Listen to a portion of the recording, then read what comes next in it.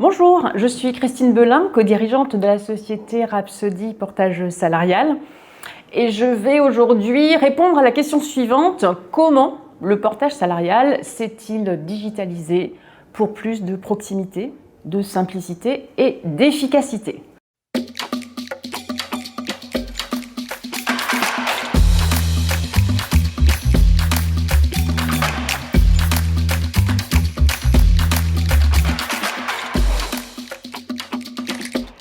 Un petit rappel sur ce qu'est le portage salarial. C'est un statut qui permet tout simplement à un consultant d'être salarié et freelance à la fois. Ainsi, deux avantages spécifiques seront à sa disposition. Il va justement bénéficier du statut de salarié, c'est-à-dire un filet de sécurité qui lui permet d'avoir accès aux droits Pôle emploi, d'avoir des cotisations retraite, mais aussi de bénéficier de notre mutuelle d'entreprise et de notre régime de prévoyance. Il va se consacrer entièrement à son activité, à son cœur d'activité, dans la mesure où c'est la société de portage qui va assurer toutes les fonctions administratives, gestion des contrats, signature, relance client, émission des factures, comptabilité et autres. Alors il va de soi que le secteur du portage salarial n'a pas attendu la crise sanitaire pour utiliser des outils digitaux.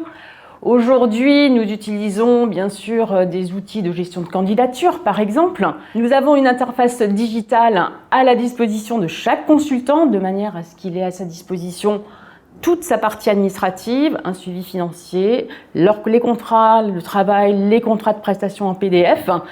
Et LinkedIn est bien sûr aussi aujourd'hui un formidable outil de prospection. Cependant, durant cette crise sanitaire, on peut quand même constater que l'utilisation des outils digitaux a été beaucoup plus prégnante et on a pris conscience de leur caractère quasi indispensable. Nous avions avant l'habitude d'organiser des ateliers d'information sur le portage salarial en présentiel, salle de réunion, etc. Nous avons effectivement, depuis le mois de mars, mis en place des workshops sur le portage salarial en visio et avons constaté, à notre grande satisfaction, un taux de participation beaucoup plus important et de ce fait, une efficacité et un gain de temps pour tous. Ce qui nous permet aussi de voir que notre coût d'acquisition d'un client, comme on l'appelle, a fortement diminué, ayant réduit nos coûts de trajet, de location de salle, etc. À noter bien sûr que la visio c'est une chose, mais je me permettrai de dire aussi que le rendez-vous téléphonique, voire le rendez-vous en présentiel après une visioconférence, fait partie aussi de notre process, sans quoi notre prestation perdrait quand même un peu de son sens. Un autre outil largement développé au sein de notre activité, la signature électronique. Alors là aussi, ce n'est pas un outil nouveau, on l'utilise depuis maintenant 2 ans à peu près, mais il faut savoir que durant cette crise sanitaire, nous avons systématisé toute signature de documents avec cet outil-là.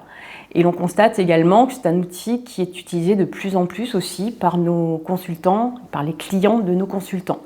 Là aussi, on a tous gagné en efficacité, en gain de temps et en sécurisation de notre process.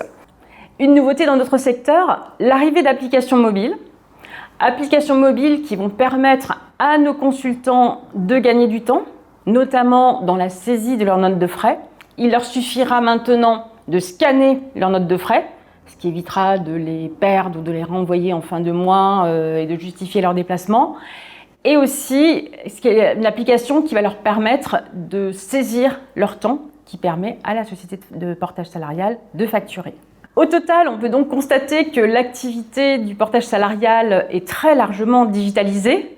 Très en amont, c'est un secteur qui utilise les réseaux sociaux, bien entendu, des outils de gestion de candidature, des outils de diffusion de missions.